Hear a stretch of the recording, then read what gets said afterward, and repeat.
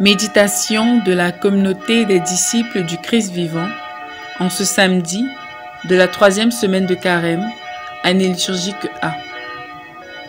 Évangile de Jésus-Christ selon saint Luc. Au chapitre 18, les versets 9 à 14.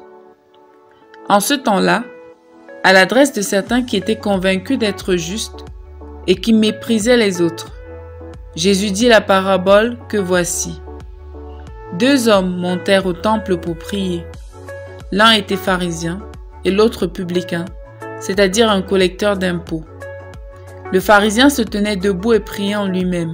« Mon Dieu, je te rends grâce, parce que je ne suis pas comme les autres hommes.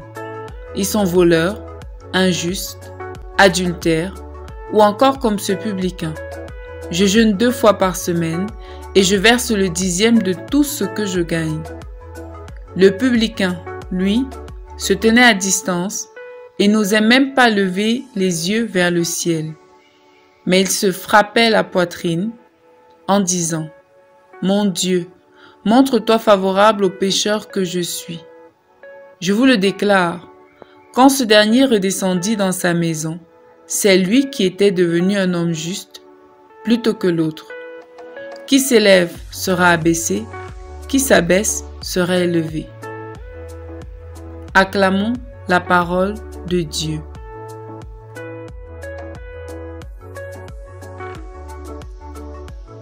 Méditation.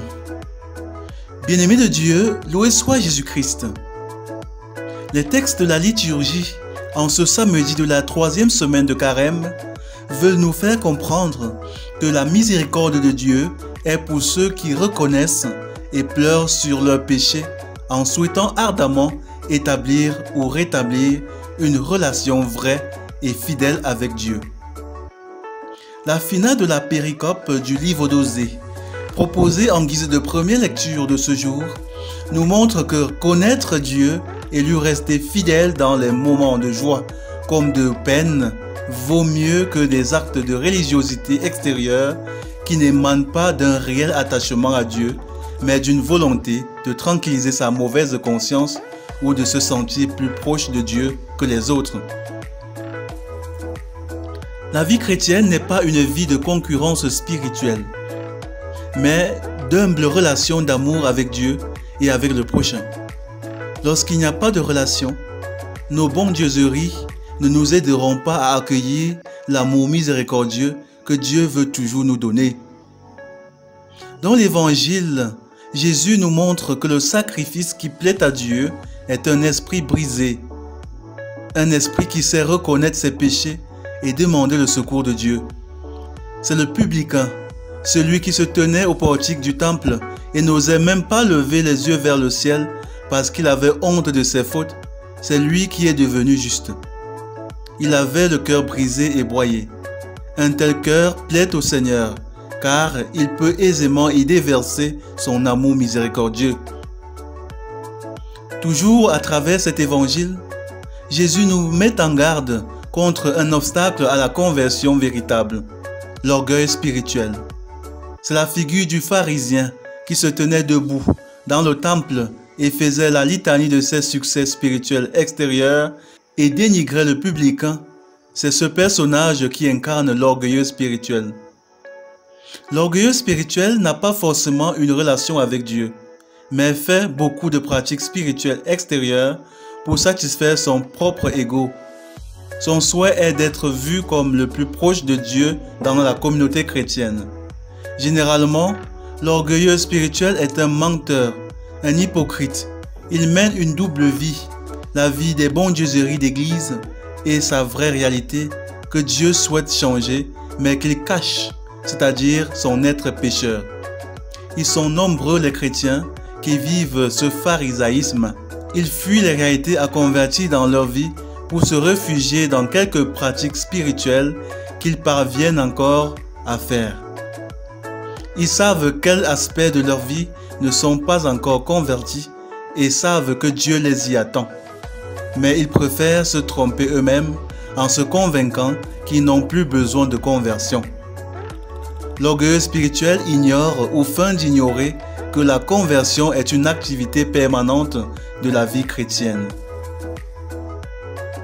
La conséquence de l'orgueil spirituel est la fermeture à la miséricorde de Dieu, à la conversion, à l'établissement d'une véritable relation avec Dieu. Alors, quel est l'aspect de nos vies que le Seigneur a besoin de transformer, de convertir? C'est une question que le vrai chrétien se pose tous les jours de sa vie. Lorsqu'on cherche à se convertir toujours davantage, l'on comprend qu'en réalité, c'est la miséricorde de Dieu qui nous justifie. Dieu ne peut que nous pardonner sans relâche pour pouvoir nous sauver. Nous ne sommes que des pauvres pécheurs, mendiants de sa miséricorde. Prions. Dieu éternel et tout-puissant, donne-nous en ce temps de carême de savoir déchirer nos cœurs et non nos vêtements. Ainsi, mendiant en permanence ta miséricorde, nous pourrons mieux nous laisser guérir et sauver par toi. Par Jésus le Christ notre Seigneur. Amen. Intercession. Donne Seigneur ton humilité à tous les chrétiens du monde entier, particulièrement ceux enclins à l'orgueil spirituel, afin qu'ils se reconnaissent pécheurs et désirent toujours se convertir davantage. Vierge Marie, intercède pour nous. Exercice spirituel. Quel aspect de notre vie Dieu a-t-il urgemment besoin de convertir?